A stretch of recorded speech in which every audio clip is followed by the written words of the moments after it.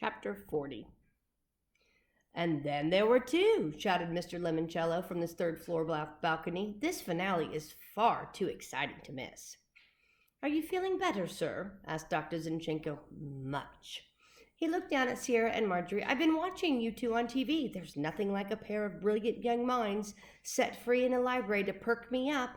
Plus, I've decided to hire Detective Sammy Keys, who found the hotel thief, to help me find the book thief, which of course is now available on DVD in our movie department on the first floor." He scampered down the spiral staircase. Kyle heard a funny burp, squeak, burp sound and smiled. Mr. Lemoncello was still dressed all in black, but he'd put on his banana shoes. As he made his way around and down the 2 flights of curling, corkscrewing steps, his shoes were honking out a song. "The wheels on the bus go round and round." Good, thought Kyle. His hero was back. Mr. Lemoncello sprinted to the center of the rotunda reading room, leapt up, and somersaulted over the librarian's desk. When he landed on the other side, his banana shoes let out a gasp. The audience laughed, applauded, and cheered. Well, everybody except Mrs. Chiltington and her friends. Kyle could see them shaking their heads disgustedly. "I'll take over from here, Dr. Zinchenko," said Mr. Lemoncello. "Very well, sir." And she handed him her stack of question cards. "Hello, Sierra." "Hello, sir." "Marjorie." She waggled her fingers at him like she was bored. "Okie dokie," said Mr. Lemoncello. "You two look lonely. Teammates, come on down." Kyle, Akemi, and Miguel dashed down the aisles between desks to join Sierra. "I'm good," said Marjorie, stopping her teammates in their tracks. "I don't need any help." "Very well," said Mr. Lemoncello. "Let me recap." He reached under the librarian's desk and pulled out a purple flower petal swim cap, which he tugged down snugly over his curly white hair. "Your two teams are currently tied with 3 medals each. We have 2 games remaining, this one and then the one that comes after it, which would be the next one. This is extremely exciting, wouldn't you agree?" "Yes, sir," said Kyle and his teammates. Marjorie Moldauer shrugged. "Can we move on to the next question?"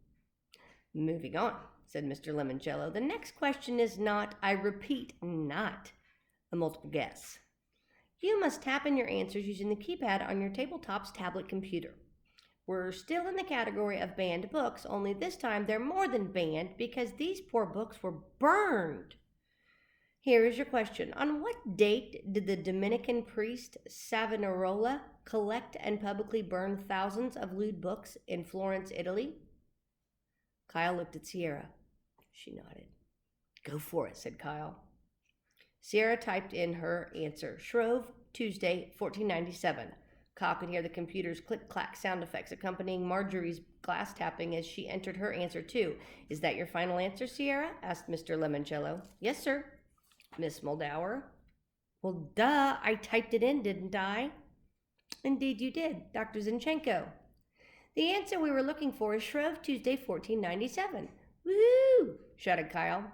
"That's the answer Sierra Russell gave me," said Mr. Lemoncello, checking his own computer screen. "Miss Moldauer, I'm afraid your answer is incorrect." "No, it's not. I'm sorry, Miss Moldauer. You did not type in Shrove, Tuesday, 1497. "I know, because that answer isn't specific enough." "I beg your pardon? My ears were covered by rubber-sized flower petals. Are you saying that my head librarian, Dr. Yanina Zinchenko, has incorrectly identified the answer as Shrove, Tuesday, 1497? "It's an okay answer," said Marjorie, "if you're lazy.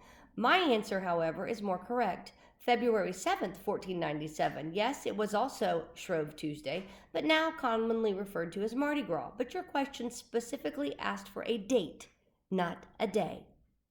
The whole crowd gasped. Kyle could hear his heart racing in his chest. Was Sierra's answer technically incorrect? If so, did that mean his team lost another medal? "This is quite the quizzical, perplexible, and curious conundrum," said Mr. Lemoncello. "Fortunately, we are in a library where librarians may not know everything, but they certainly know how to find it. Dr. Zinchenko, I will go upstairs to the 000 room and locate the appropriate encyclopedia volume and check both Savonarola and Shrove Tuesday. Aha! Might I suggest you start with the S volume?" "Such was my plan, sir." "Excellent pre-research planning, Dr. Zinchenko.